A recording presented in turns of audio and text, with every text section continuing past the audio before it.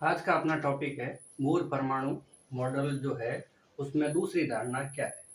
Rutherford ने जो परमाणु मॉडल बताया था उसमें नाभिक के बारे में ज़्यादा जानकारी थी और नील्स बोहर ने जो अपने परमाणु प्रतिरूप के अंदर जो जानकारी दी है वो सभी जानकारी इलेक्ट्रॉन के बारे में थी। तो अब इसकी द्वितीय धारणा आज करने वाले हैं। उससे पहले हम देखते हैं कि इसकी प्रथम धारणा क्या थी। ठीक है, इलेक्ट्रॉन जो होता है वो नाभिक के चारों ओर स्थायी गोलाकार कक्षाओं में चक्कर लगाता है और चक्कर लगाते हुए इलेक्ट्रॉन पर, देखो इलेक्ट्रॉन नेगेटिव होता है और नाभिक जो होता है उसके ऊपर जो आवेश होता है वो Z इंटू ई होता है। इसको हम Q1 मान लेते हैं, इसको हम Q2 मान लेते हैं। इलेक्ट्रॉन पॉजिटिव है, नेगेटिव है और नाभिक जो है वो पॉजिटिव है, तो इनके ऊपर जो बल लगेगा, आकर्षण बल लगेगा, नाभिक इलेक्ट्रॉन को अपनी ओर आकर्षित करेगा। ये कूलाम बल होता है और ये K Z E square upon R square प्राप्त होता है। ठीक है, बाहर की तरफ ये सेंट्रीफ्यूगल फोर्स की तरह कार्य करेगा और बाहर की तरफ एक बल लगता है सेंट्रीपिटल फोर्स, अब केंद्र बल कहते हैं। ये जो बल है ये होता है F equal to M V square upon R. ठीक है, ये इलेक्ट्रिक फोर्स है इसलिए हम यहाँ पे E लगा सकते हैं, ये सेंट्रीपिटल फोर्स है इसलिए हम यहाँ पे C लगाते हैं। बोर के अनुसार, नील्स बोर के अनुसार क्या है कि ये दोनों बल एक दूसरे को आपस में संतुलित किए गए। रदरफोर्ड के अंदर एक कमी थी परमाणु प्रतिरूप के अंदर कि इलेक्ट्रॉन चक्कर लगाता है तो लगातार नाभिक के पास आता रहता है, कारण कि इलेक्ट्रॉन अपनी ऊर्जा का हास करता रहता है, लॉस करता रहता है, एमिट करता रहता है। तो ऐसी कंडीशन में इलेक्ट्रॉन की ऊर्जा कम होती रहती है और इलेक्ट्रॉन न्यूक्लियस के करीब आता रहता है, लास्ट में न्यूक्लियस में गिर जाता है। तो एटम जो है उसकी स्टेबिलिटी इस मॉडल के अंदर, रदरफोर्ड के मॉडल के अंदर सही नहीं, इसको हम एक्सप्लेन नहीं कर पा रहे थे, तो इसलिए बोर मॉडल से ये चीज, ये प्रॉब्लम दूर होती है। तो यहाँ पे संतुलन अवस्था में ये हमारे पास आता है F C equal to F E, मतलब अब केंद्र बल जो है वो इसके कूलाम बल के बराबर होगा। बाहर की साइड जो बल लग रहा है F outside is equal to F inside. अब देखते हैं M V square upon R equal to K Q1 Q2 upon R square. एक आर से एक आर कैंसिल हो जाएगा, M V square equal to हम कर सकते हैं कि Q1 की जगह लिखेंगे जेड ई, Q2 की जगह लिखेंगे E। Q1 है इलेक्ट्रॉन नाभिक पर आवेश न्यूक्लियस पर और Q2 है इलेक्ट्रॉन पर आवेश, E लिखते हैं और अपॉन में R। तो हमारे पास बन जाता है एम वी स्क्वायर बराबर की Z E square upon R। तो इस टाइप से हमारे पास ये रदरफोर्ड की पहली धारणा अपने को मिलती है। ये हमारे पास रदरफोर्ड की पहली धारणा है। तो नेक्स्ट हम काम करते हैं रदरफोर्ड की दूसरी धारणा, इलेक्ट्रॉन के बारे में ही है। दूसरी धारणा में क्या कहा गया कि इलेक्ट्रॉन के लिए कौन कौन सी कक्षाएं है जिनमें वो चक्कर लगा सकता है। हम एक न्यूक्लियस की बात करें तो इस न्यूक्लियस के चारों तरफ अनंत कक्षाएं होती है, बहुत सारी, इसके बीच में भी बहुत सारी है, लेकिन इलेक्ट्रॉन जो चक्कर लगाएगा हर किसी कक्षा में चक्कर लगा नहीं सकता है, वो किसी निश्चित कक्षा में ही चक्कर लगाएगा। तो इसके अनुसार कोणीय संवेग जो है वो हमारे पास NH अपॉन 2 पाई के बराबर होता है। तो यहाँ पे एक टर्म आ रही है कोणीय संवेग, तो पहले हम इसके बारे में जानकारी लेते हैं, उसके बाद में ये धारणा समझेंगे। तो अभी तक क्या देखा इसमें कि नाभिक के चारों ओर, न्यूक्लियस के चारों ओर ऑर्बिट जो है या एनर्जी लेवल है उनकी संख्या इनफाइनाइट होती है। अगर ये बहुत ज्यादा है तो इलेक्ट्रॉन किस ऑर्बिट के अंदर रिवॉल्व करेगा, इसके बारे में जानकारी इसी धारणा से, दूसरी धारणा से प्राप्त होती है।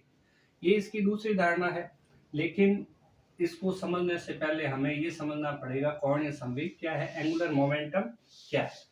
एंगुलर मोमेंटम समझने से पहले हम देखते हैं संवेग क्या चीज है, मोमेंटम क्या चीज है। संवेग जो होता है बराबर द्रव्यमान इंटू वेग होता है। इसको हम टी से प्रदर्शित करते हैं, डिनोट करते हैं m इंटू वी। यहाँ पे अगर मात्रक देखा जाए यूनिट, तो ये हमारे पास होती है m की होती है kg, और वेलोसिटी होती है विस्थापन बटा समय, डिस्प्लेसमेंट अपॉन टाइम। डिस्प्लेसमेंट के लिए सेंटीमीटर और टाइम के लिए सेकंड। तो हम यहाँ पे kg सेंटीमीटर पर सेकंड लिखते हैं, m के एस में ले रहे हैं तो मीटर लिखेंगे, ठीक है। नेक्स्ट हमारे पास इसका विमा निकालते हैं, डायमेंशन विमा निकालते हैं। विमा निकालते हैं तो ये मास है, तो इसके लिए विमा हो गई m1, ये वेलोसिटी है। डिस्प्लेसमेंट के लिए L1 अपॉन टाइम के लिए T1, तो इसकी डायमेंशन हो जाएगी m1 L1 T ऊपर आएगा तो ये बन जाएगा -1। तो इस टाइप से हमारे पास क्या हुआ कि संवेग की यूनिट भी आ गई और हमारे पास संवेग का डायमेंशन भी आ गई। नेक्स्ट हम इसी के साथ देखते हैं कोणीय संवेग क्या होता है। कोणीय संवेग, एंगुलर मोमेंटम, ये चीज बिल्कुल सिंपल है, इसमें कोई प्रॉब्लम नहीं। ये चीज देखते हैं एंगुलर मोमेंटम क्या है। तो इसका जो फॉर्मूला होता है इसको हम J से प्रदर्शित करते हैं, J equal to R cross P vector vector vector. ये जो संवेग है वो एक प्रकार की, हम यहाँ पे संवेग लिख देते हैं मोमेंटम।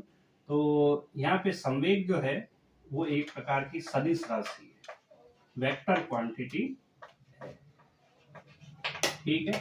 तो यहाँ पे J से प्रदर्शित कर रहे हैं हम, इसको हम कैपिटल L से भी प्रदर्शित कर सकते हैं, इसको हम कैपिटल L से भी प्रदर्शित कर सकते हैं, कोई प्रॉब्लम नहीं।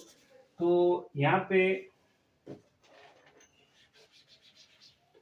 हम इसको समझने के लिए एक काम करते हैं कि हमारे पास एक कोई पार्टिकल है, ये पार्टिकल का मास m है और इसकी वेलोसिटी v जो है वो इधर की साइड है, ठीक है। ये कोई पॉइंट P है जिसके सापेक्ष हमें इसके लिए कोणीय संवेग निकालना है। तो इसके लिए ये जो डिस्टेंस हो गई ये हमारे पास r डिस्टेंस है, और कोणीय संवेग J ज्ञात करने के लिए, पता करने के लिए हम यहाँ से ये जो वेग है उसके लंबवत, इसके लंबवत एक सरल रेखा खींचेंगे, और ये जो पॉइंट है जहां पर वेलोसिटी, पार्टिकल की वेलोसिटी v दी हुई है, वहां से एक लंब डालेंगे तो एक ट्रायंगल बन जाता है। हम इसका नाम दे देते हैं A B और C, P दे देते हैं और ये M दे देते हैं, इसको O, ठीक है। वो पॉइंट है जिसके सापेक्ष हमें कोणीय संवेग निकालना है, ठीक है। और P वो पॉइंट है जिसके ऊपर एक पार्टिकल है M द्रव्यमान का, मास का, उसकी वेलोसिटी v है। और M वो पॉइंट है कि P से परपेंडिकुलर डाला तो ये M पॉइंट पर मिलता है। तो हमें दिख रहा है कि ये एंगल 90 डिग्री हो गया, ये एंगल थीटा हो गया। अब यहाँ पे ये R है तो ये बेस है, तो ये बेस है तो ये हमारे पास बेस कितना हो गया R cos थीटा, और ये परपेंडिकुलर है तो ये क्या हो गया R sin थीटा। देखते हैं कैसे हुआ कि त्रिभुज OPM में, त्रिभुज OPM में हमें निकालना है PM। PM है इसके लिए लंब, परपेंडिकुलर है, और ये है बेस, इसको हम आधार कहते हैं, और ये है कर्ण, हाइपोटेनस, ठीक है। तो OPM में लंब हमें ज्ञात करना है और कर्ण हमें दिया हुआ है, लंब बटा कर्ण बराबर, ये फॉर्मूला साइन थीटा का होता है, आधार बटा कर्ण cos थीटा होता है, और लंब बटा आधार tan थीटा का होता है। तो हम यहाँ पे सिंपल वे में ऐसा कर सकते हैं, कर्ण साइन थीटा। ये हम इलेक्ट्रॉन के लिए कोणीय संवेग ज्ञात करना चाहते हैं, उसके लिए थोड़ा देख रहे हैं। यहाँ पे हमारे पास हो जाएगा PM बराबर पी एम बराबर ये कर्ण कितना है, आर है, और साइन थीटा ये है।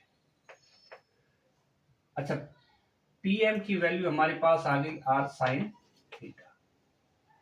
तो अब हम क्या करेंगे, इस पार्टिकल का जो मास है एम है, और कोणीय संवेग निकालना चाहते हैं, तो जे हमारे पास आ जाएगा। यहां से देखते हैं तो ये वैल्यू किसके बराबर होती है, R P sine theta, R P sine theta. तो हम इसको और कैसे लिख सकते हैं, जे बराबर R M V sine theta, ऐसे भी लिख सकते हैं। तो जे बराबर हो गया हमारे पास, एम आगे ले लो, वी आर साइन थीटा। तो हम इसको ऐसे भी लिख सकते हैं, यानी कि द्रव्यमान और वेग और साथ में आर का एक घटक। तो यहाँ पे भी ऐसा ही करते हैं, जे बराबर क्या होगा, इस कण का द्रव्यमान आ जाएगा मास ऑफ पार्टिकल, वेलोसिटी आ जाएगी ये v, और जो ये r है, हमें r नहीं लेना, इसका परपेंडिकुलर लेना है, लंबवत घटक लेना है, कंपोनेंट लेना है, तो r साइन थीटा। ये जो फॉर्मूला है ये बन जाएगा हमारे पास कोणीय संवेग का। जब यहाँ पे j बराबर m है, एम वी को हम p लिख सकते हैं, सेम वही बात है यहाँ से, और r साइन थीटा, और सदिश रूप में लिखे तो j वेक्टर बराबर r cross p sine theta. Sine theta हटेगा, वेक्टर वेक्टर, इसको p क्रॉस r नहीं लिखा जा सकता, सदिश राशि है, और इधर उधर करने से चिन्ह का फर्क पड़ता है, माइनस का फर्क पड़ जाता है। हम चाहे तो इस p पार्टिकल से वेग के घटक निकाल के भी लिख सकते हैं। अभी हमने r लिया तो r का घटक लिया, r नहीं लिखेंगे, r का घटक लिखेंगे। अगर v लेते हैं तो v का घटक उसमें लेना पड़ता है। तो ये फॉर्मूला मुख्य रूप से याद रखें अपन, कि j इक्वल टू आर क्रॉस p होता है। j कोणीय संवेग एक सदिश राशि है। यहाँ से बिल्कुल यहाँ से अगर हम इलेक्ट्रॉन के बारे में सोचते हैं, तो वो नाभिक के चारों ओर चक्कर लगाता रहता है। इस कंडीशन में जो आर है और जो वेग है, दोनों के बीच में कोण कितना होता है, 90 डिग्री हो जाता है। तो हम देखते हैं, इसको मिटा रहे पहले। तो जो कोण 90 डिग्री हो जाता है, तो साइन 90 की जो वैल्यू है, साइन 90 की वैल्यू जो है वो 1 होती है। तो ऐसी कंडीशन में हम इसको एंगुलर मोमेंटम को mvr लिख सकते हैं। अभी ये मिटा रहे हैं।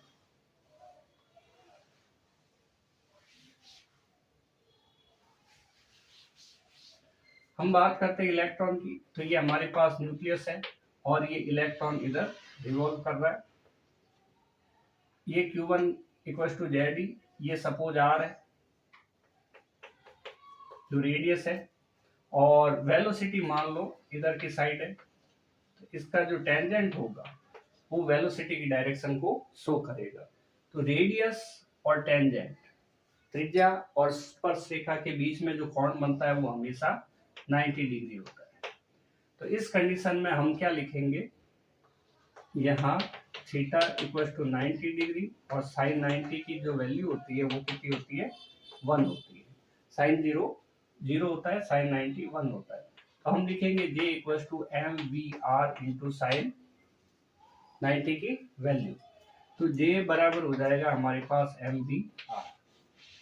तो इलेक्ट्रॉन की जो टर्म होती है उसके अंदर हम इसको एम वी आर लिख सकते हैं, क्योंकि थीटा की वैल्यू 90 है और साइन 90 की वैल्यू 1 है।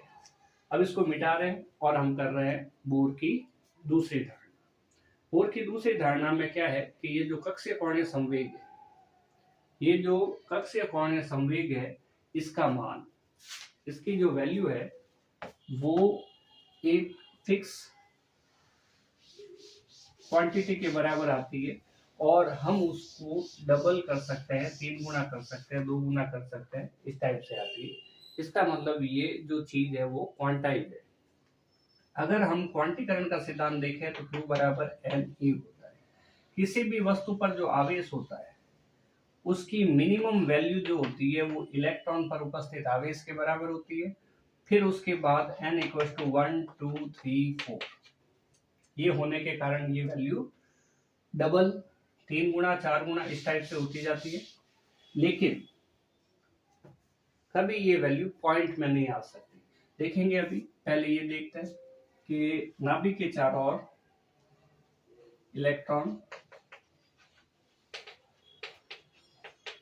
ओर इलेक्ट्रॉन केवल उन्हीं गोलाकार कक्षाओं में चक्कर लगाता है जिनमें केवल उन्हीं स्थायी गोलाकार कक्षाओं में चक्कर लगाता है जिनमें, या ऐसा लिख सकते हैं जिनके